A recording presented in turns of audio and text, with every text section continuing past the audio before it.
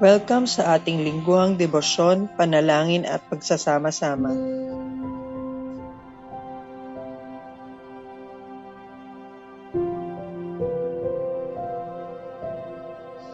Gamitin natin ang acronym na PRAY bilang gabay sa ating panalangin.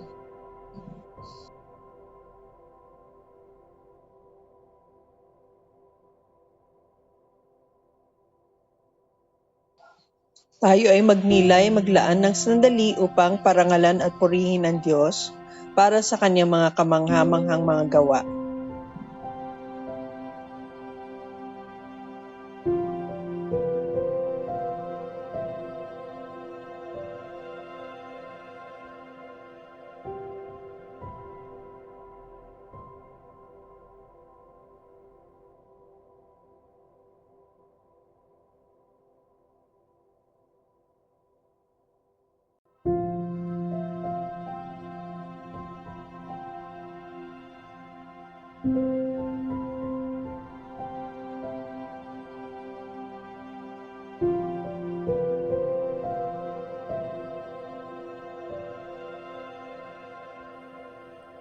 Ilaan natin ng ilang minuto para sa pagsisisi, labanan at tumalikod sa kasalanan upang makatanggap ng awa ng Diyos, humingi ng kapatawaran at mangakong lumakad sa katotohanan ng Diyos.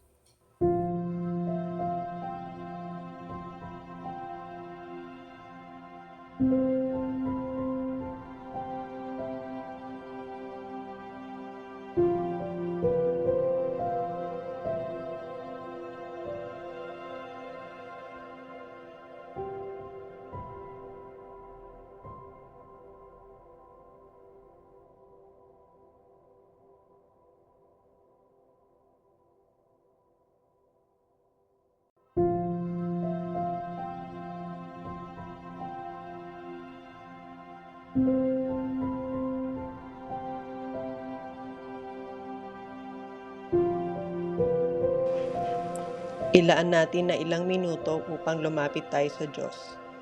Ibigay natin sa Kanya ang ating buong pagtitiwala. Sabihin mo sa Kanya ang iyong mga suliranin. Gamitin ang slides bilang guide.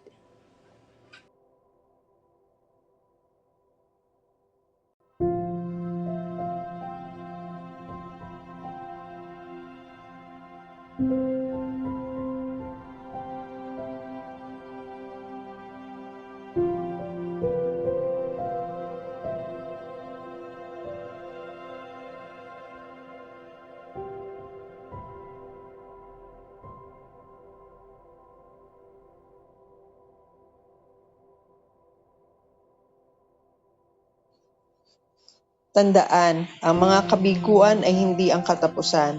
Inihimok tayo ng Colossus 4:2 na ilaan ang ating sarili sa panalangin.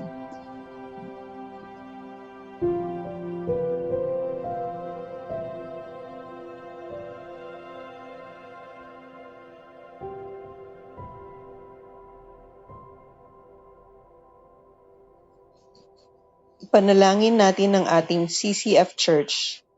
Ipanalangin natin ng ating mga pinuno, hingin ang karunungan, integridad at pagpapakumbaba, at ipanalangin ang bawat nananampalataya na maging aktibong saksi para kay Kristo.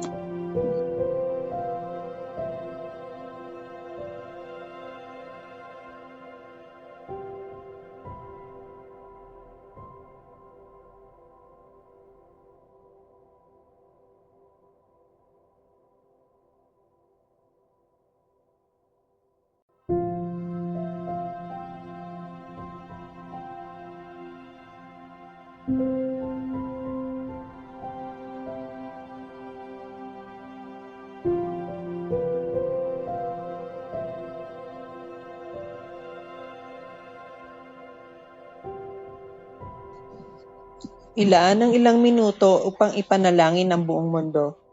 Hilingin sa Diyos ang kaginhawahan para sa mga dumaranas ng paghihirap, humingi ng karunungan para sa mga pandaigdigang pinuno, at manalangin para sa makatarungang mga sistema na umangat sa mga komunidad mula sa kahirapan.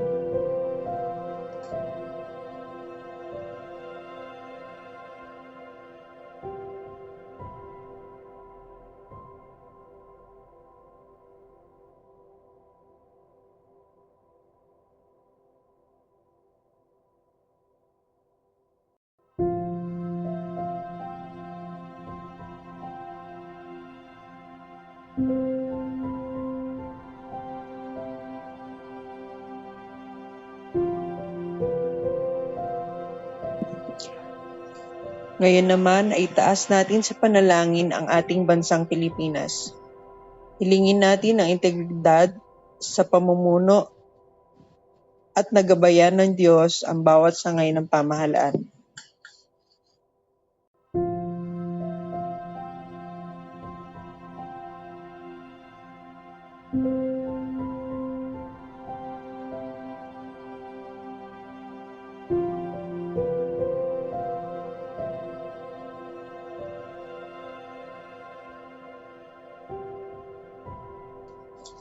Manalangin para sa iyong D-group.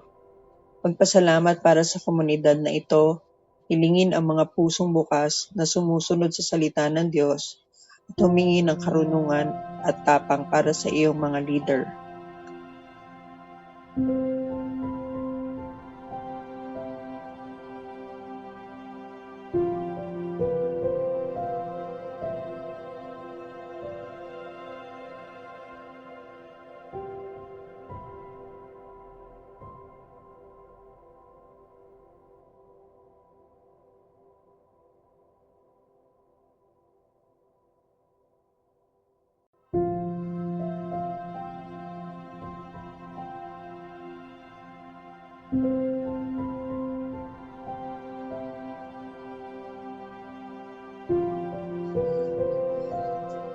Bigay mo sa Diyos ang iyong personal na kahilingan patungkol sa kalusugan, trabaho, negosyo o ministeryo.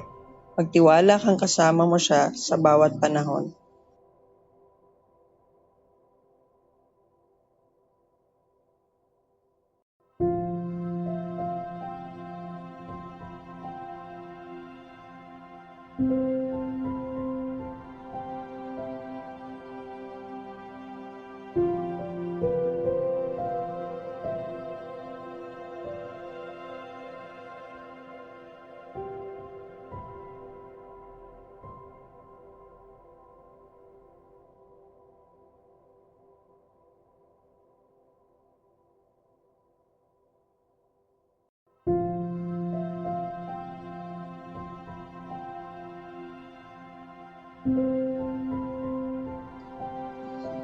Para naman sa ating house fellowship, manalangin na ang banal na Espiritu ang manguna sa iyong mga pagtitipon, na lumaganap ang Ebanghelyo, at ng lahat ng dadalo ay maging mga tagatupad ng salita.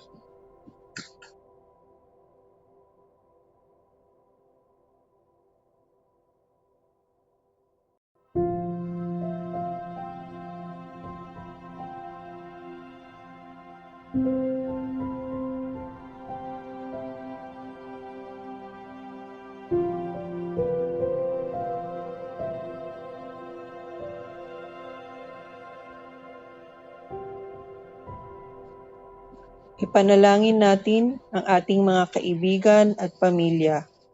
Manalangin para sa mga nangangailangan at banggitin sila sa pangalan sa harap ng Panginoon.